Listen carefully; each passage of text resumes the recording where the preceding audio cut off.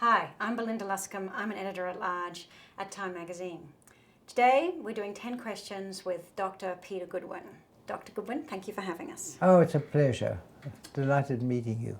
Now, you were instrumental in the proposal of Oregon's Death with Dignity Act in 1994, and then it began to be introduced in 97.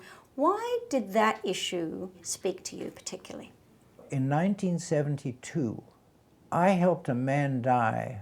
He and his wife came to see me. He had handed me a whole sheath of information about his condition, and he said, "Doctor, I want you to help me to die." And I recoiled, and the wife who was with him said, "Doctor, don't be afraid. I'll help him to take the medicine." And so it gave me a little more confidence. Their problem was so pressing that I finally decided that I would help him. And I gave him a prescription, and he took the medication, and his wife left the home with some friends, and they sent the children off, I think, to the cinema, and he took the medication, and by the time they got back, he was dead. And I can tell you that for months I was terrified that I would be found out. That made a huge impression on me for many, many years, as you can imagine. Can you explain briefly what Oregon's Death with Dignity Act allows people to do?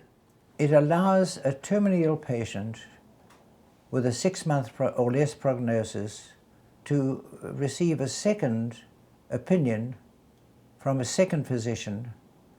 And if that physician concurs, then over the course of time, assuming that the patient is acting voluntarily and is fully able to make decisions, healthcare decisions for him or herself, then the patient would qualify to get a prescription from the attending physician and then have the ability to end his or her life by taking the medication.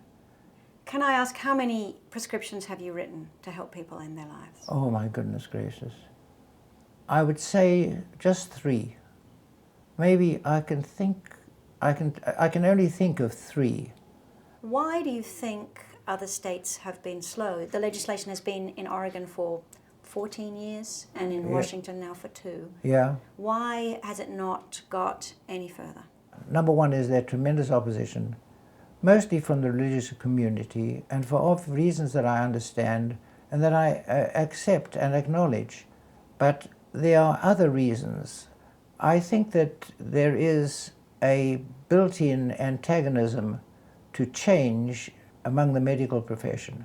Discussing issues very, very openly and frankly with family members and with the patient is difficult for doctors to do, and for doctors to sort of say to patients, "I think I've done all I can and I'm not going to do any more." And of course the other thing is that patients themselves have the hugest difficulty in accepting the fact that they are now beyond medical treatment in a curative sense. So there's a sort of a conspiracy of silence around the issue of death. And we haven't got used to the idea yet that we're all going to die. Now, this legislation has become very personal to you. It has indeed. And can you explain why? Well, I have this disease. It's a brain disease. It's called corticobasal ganglionic degeneration. One of the problems that I'm having is the loss of function in my left hand, which would make me totally dependent, and in a way that I cannot imagine. I have spoken to my 3 doctors, and all 3 have agreed that I'm within 6 months of dying, and therefore one of them, my attending physician, has actually given me a prescription. And when I got it, it was such a reassurance to me to have it. You do not like to call what you may or may not do assisted suicide. No, I certainly do not. Can you explain why? Well, because it's a rational process.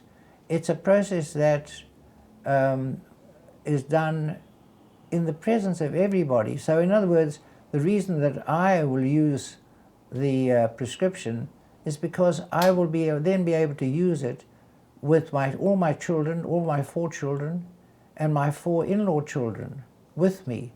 And that is a huge, it will be so sorrowful, but it will be a way of saying goodbye that they will all understand. Nobody tried to talk you out of it? No, nobody tried to talk me out of it. I think that they all understood that they know me, and they know the sort of person that I am, and they trusted my judgment, and they understood from the symptoms that I was developing that life was becoming more and more intolerable for me. My life is coming to an end.